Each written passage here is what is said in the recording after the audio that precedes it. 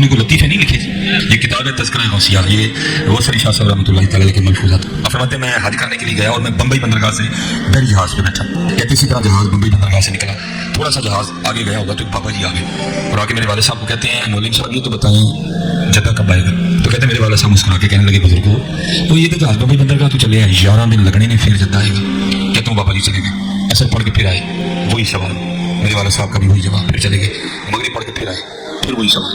इस दफा मेरे वाले साहब गुस्से में आ गए, कहने लगे बाबा जी गल ना करिए, बार बार ना मिलकर मैं तो 11 दिन तो पहले ले आ नहीं सकता जी, तुम भी आ सकते हो तो ले। कहते वो बाबा जी मेरे वाले साहब को कहते फिर सबसे पहले कौन सी बंदरगाह आएगी। कहते मेरे वाले साहब ने कहा मुखा, फिर कौन सी आएगी हुदैदा, फिर कौन सी आएगी अदम, फिर कौन सी आएगी।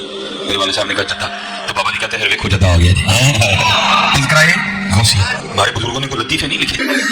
इतना बड़ा ब्लंडर बाबे से हो गया। यही मैं कहता हूं इन बाबों को ना कुरान का पता, ना सुन्नत का पता, ना इनको नमाज ठीक आती है, ना इन्हें ज़कात के मसाइल पता है, ना इन्हें हज के मसाइल पता है। इतनी बड़ी खराबी हो गई कि जो एहराम बांधने की जगह थी मिकात, इवन जहाज के पायलट को भी पता है। आप उम्रे के लिए जाए वो अनाउंसमेंट करते हैं कि यलमलम आने वाला है, अगर किसी ने एहराम नहीं बांधा हुआ या एहराम बांधा अभी तक नियत नहीं की तो नियत कर ले, क्योंकि उसके बाद तो दम वाजिब हो जाएगा।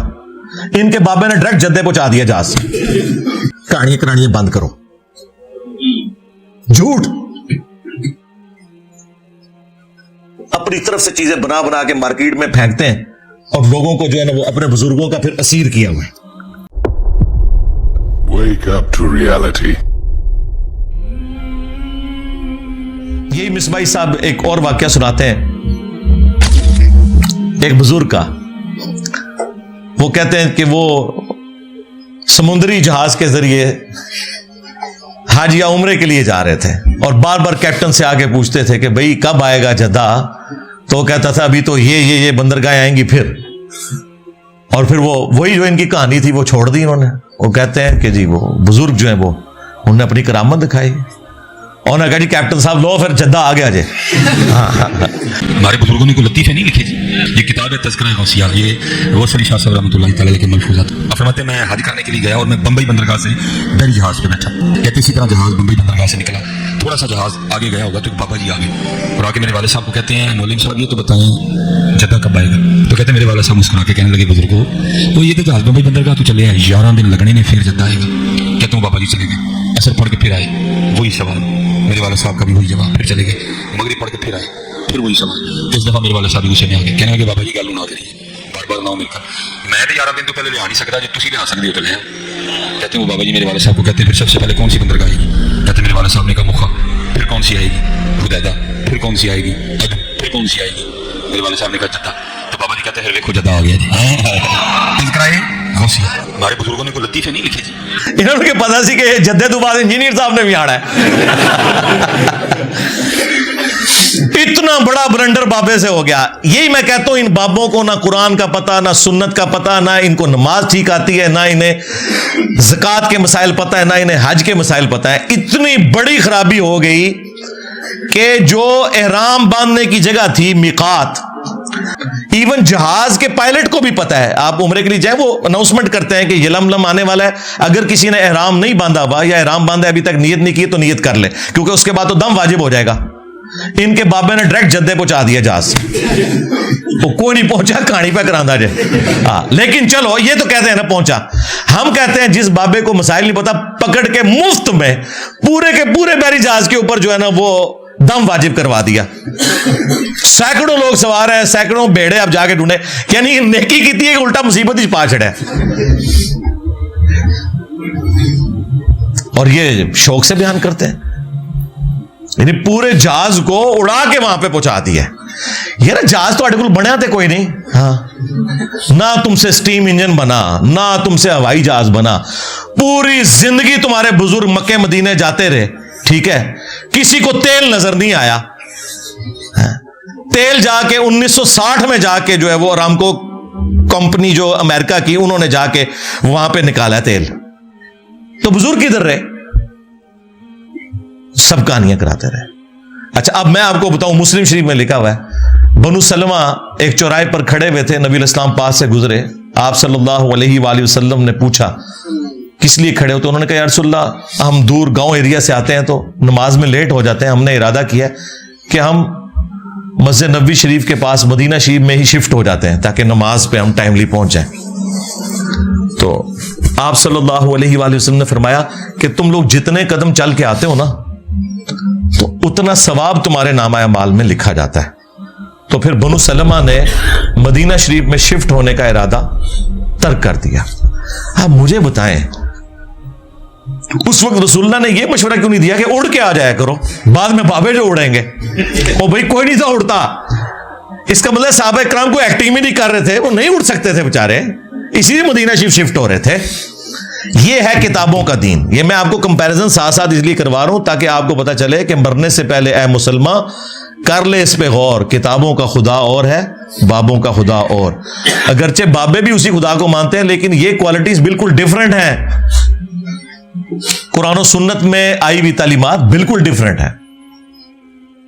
اس طرح کی تعلیمات یہ لوگ پبلک کے اندر مشہور کر رہے ہوتے ہیں. اگلے دنوں وہ باپا جانی کی ایک ویڈیو, اس کے اوپر ان کے جو سینکڑوں ہزاروں مریدین سبحان اللہ پڑھ رہے ہیں. وہ کہہ رہے ہیں جی ہمارے ایک مفتی تھے دعوت اسلامی کے, تو وہ فوت ہو گئے. ان کی قبر کے اوپر ایک مدنی قافلہ حاضری کے لیے گیا تو کہتے ہیں اندر سے قرات کی آواز سنائی دے رہی تھی اور زور کی نماز تھی. مفتی دعوت اسلامی کی بارگاہ میں تو انہوں نے وہ بتایا کہ ہم اس وقت مفتی دعوت اسلامی قدس سر السامی کے مزار پر حاضر ہیں, اور ہم دونوں نے ہم دونوں نے بالکل ہوش و حواس میں اپنے کانوں سے سنا کہ اندر میں با جماعت نماز پڑھی جا رہی ہے, اندر میں نماز پڑھی جا رہی ہے. باقاعدہ قراءت سنائی گئی ہم کو, ظہر کا وقت تھا, باقاعدہ وہ قراءت سنائی دی گئی. ظہر کا وقت تھا, باقاعدہ وہ قراءت سنائی دی گئی. ظہر کا وقت تھا, باقاعدہ وہ قراءت سنائی دی گئی, اور سلام پھیرنے کے بعد اللہم انت السلاموں کی دعا بھی ہم نے سنی. اندازہ کرو, اور نیچے لوگ سبحان اللہ پڑھ رہے ہیں. اس سے آپ اندازہ لگائیں کہ ان کے آڈینس کتنا اپنا دماغ استعمال کرتے ہیں. زور کی نماز میں تو قرات اونچی ہوتی نہیں ہے, کہانی ہے, کوئی آواز نہیں سی آ رہی قبر کے اندر سے یا باہر سے. ایسے نہیں ہوتا میرے بھائی. صحابہ اکرام کا سٹیٹس میں آپ کو بتاؤں, قبر تو بہت دور کی چیز ہے. صحیح بخاری میں حدیث ہے, نبی الاسلام کا ایک غلام تھا مدعم, جو آپ علیہ السلام کی سواری کا کجاوا کسا کرتا تھا. خیبر کے موقع پر ایک نامعلوم تیر اسے لگا, وہ شہید ہو گیا. صحابہ اکرام نے کہا کہ تمہیں شہادت مبارک ہو, نبی علیہ السلام کی خدمت بھی اور موت بھی آپ کی موجودگی میں آئی ہے. بالکل ٹھیک رزلٹ نکالا. لیکن نبی علیہ السلام نے پتہ کیا فرمایا؟ آپ نے فرمایا تم اسے شہادت مبارک کہہ رہے ہو, حالانکہ میں نے دیکھا ہے کہ اس نے مال غنیمت کی ایک چادر چوری کی تھی جو اللہ تعالیٰ نے آگ کی بنا کے اس کے اوپر ڈال دی ہے. صحابہ کرام کو تو سامنے میت کے اوپر کوئی چادر نظر نہیں آئی. ان کے بزرگوں کو نظر آتا ہے جی قبر کے اندر کون نماز پڑھ رہا ہے, کوڑ مار رہے اور نماز زور کی, اور کہہ رہے کہ رات کی آواز باہر سنائی دے رہی تھی. زور میں تو آہستہ آواز سے ہوتی ہے. کوئی جھوٹ کرنا تھا تو مغرب عشاء کا ذکر کرتا ہے, لیکن وہ چور اپنی لنگوٹی چھوڑ جاتا ہے نا, اور ہم تو تیار بیٹھے ہیں پکڑنے کے لیے. چھوڑ ہی نہ ہو تب بھی ہم پکڑ لیتے ہیں, جب کوئی اتنی چھوڑ کے جائے تو ویسے پکڑی جائے گی. تو صحابہ کرام اپنے گھروں کی طرف دوڑے. اگر کسی نے غلطی سے بھی کوئی ایک رسی کا ٹکڑا بھی اٹھایا تھا نا, یہ سمجھ کے کہ اس کی کیا ورت ہے, لا کے مال غنیمت میں جمع کروایا کہ اس کی وجہ سے ہماری پکڑ نہ ہو جائے. پھر بخاری مسلم میں حدیث موجود ہے کہ نبی علیہ السلام دو قبروں کے پاس سے گزرے تو رک گئے. صحابہ کرام نے کہا یا رسول اللہ آپ کیوں رکے ہیں؟ فرمایا دو قبر والوں کو عذاب ہو رہا ہے. صحابہ کرام کو تو نہیں قبر کا عذاب نظر آیا, ان کے بزرگوں کو کشف القبور ہوتا ہے, جی آخرت کا بتا دینا, اور چھڑ دو آخرت 10 دن دینے. یہ دیکھ کے نا, دیکھ کے میری میکینیکل انجینئرنگ کا ایک فارمولہ نہیں پڑھ سکتے, سمجھانا تو دور کی بات ہے جب تک انہوں نے سیکھا نہ ہو کہانیاں. اور دیکھیں یہ باپا جانی جو ہے نا, یہ کئی بار درس دیتے ہوئے نا اینک لگائی ہوتی ہے انہوں نے, اور جو لوگوں کے دلوں کے حال جانتے ہیں وہ سامنے پیڈ سے پڑھنے کے لیے ان کو اینک لگانی پڑتی ہے. اور زوم کر لیا کرو اینج کر کے, کم از کم انجینئر صاحب دے فتوے تو بچ جاؤ. اینک کے بغیر جو سامنے لکھا ہوا اردو نہ پڑھ سکے وہ دل کے حال جانے گا. کہانیاں کرانیاں بند کرو, جھوٹ. अपनी तरफ से चीजें बना बना के मार्केट में फेंकते हैं और लोगों को जो है ना वो अपने बुजुर्गों का फिर असीर किया हुआ है। जिसने की जुस्तजू मिल गया उसका तू सबका तू